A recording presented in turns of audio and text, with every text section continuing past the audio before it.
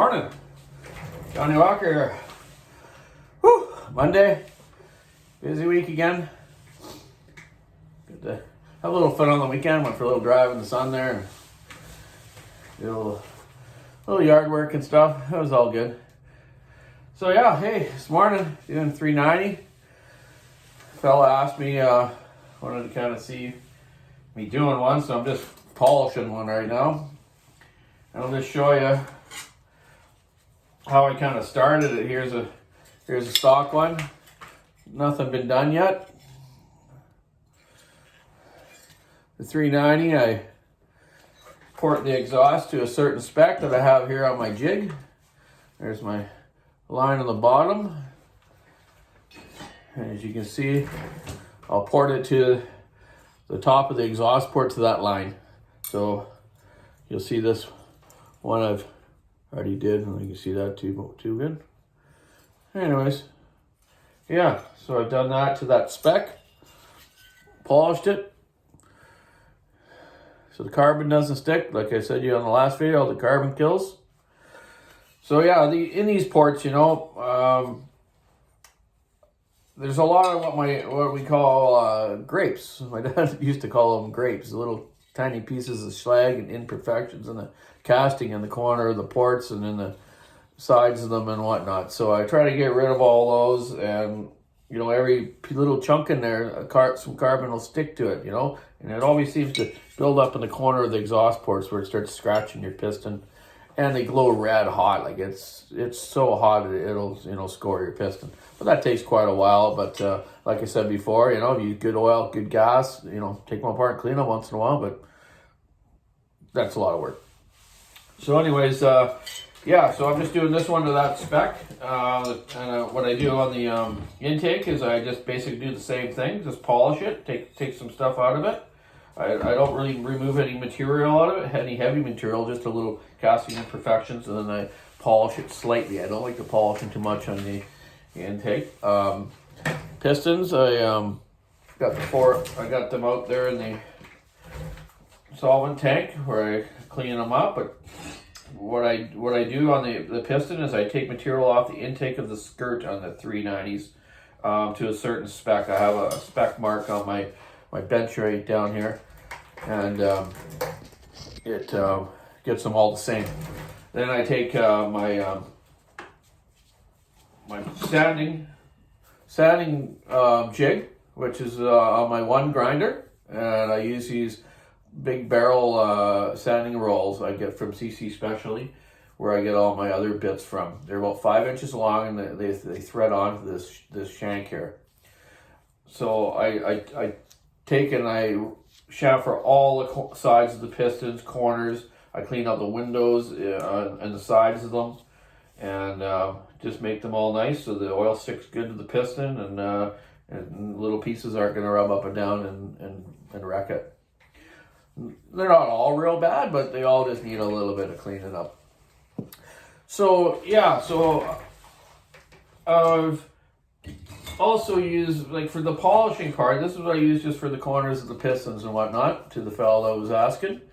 My main grinding, I have my 5-inch long 1/4-inch shank. They're all 1/4-inch shank I use. I do have some 1/8 inch that I've changed my collet here. This is a double fluted bit.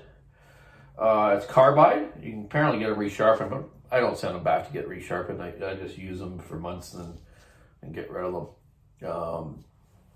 But yeah, they work very good. Get them from CC Specialty. They're only about $25. They last me for months, and I do a lot of cylinders, as you've seen.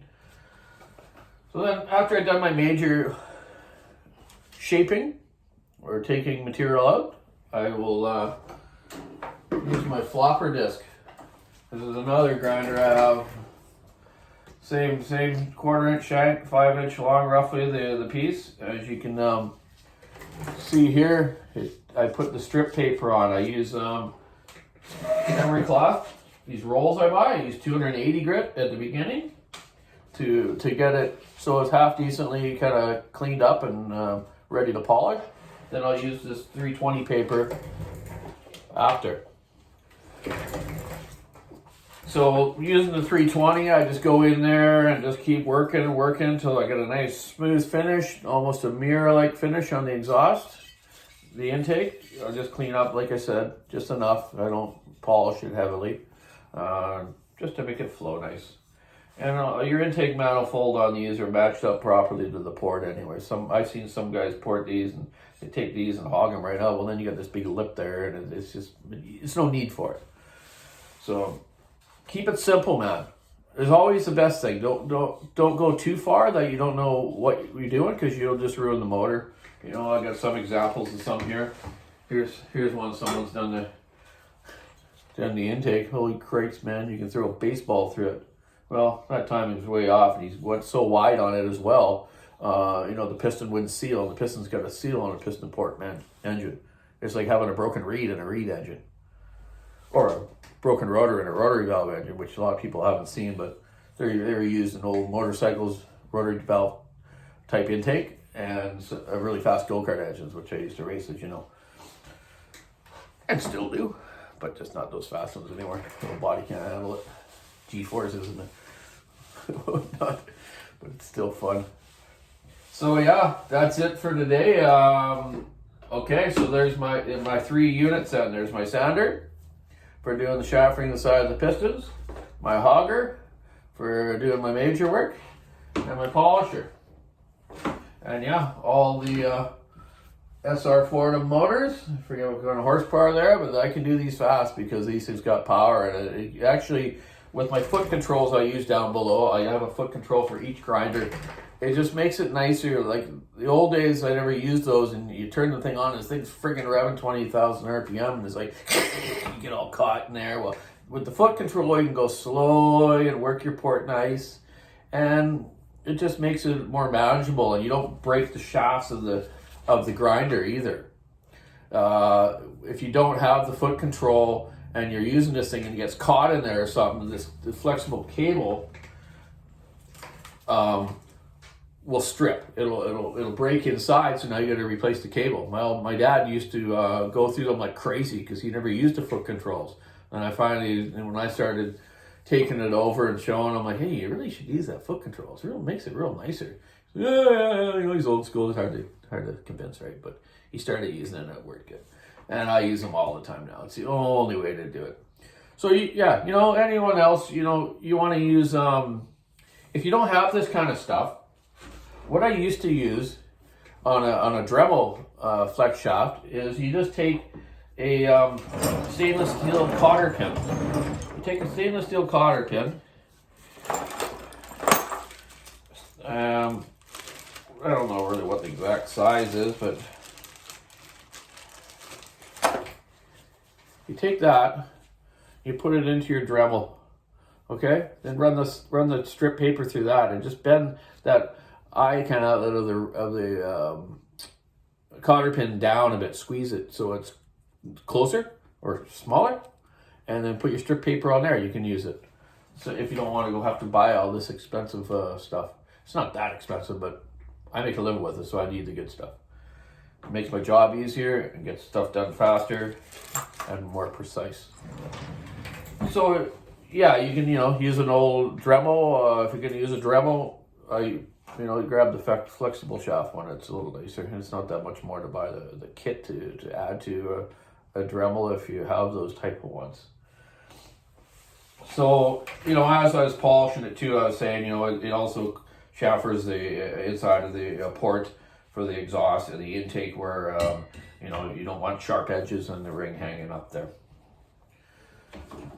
So yeah, that's it for today. It's almost the end of February. Well, it's 2 months gone of the year, you know, this unfortunate COVID thing going on and stuff. It's hard for people. I've been lucky enough that I've been working right through it.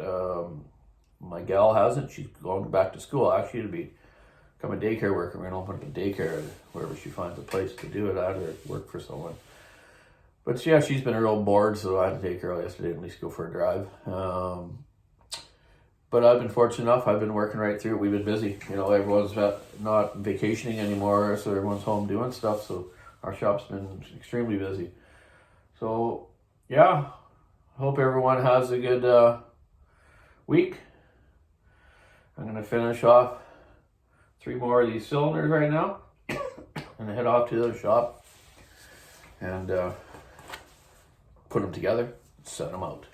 So yeah, hey, the other day I finally got myself some swag from Bucking. Got myself my hoodie. Thanks, Bucking. Stand up and buck for Bucking. And yeah, keep your saw on the wood for me. And keep it sharp, clean, and cutting great. Have a great week. Bye.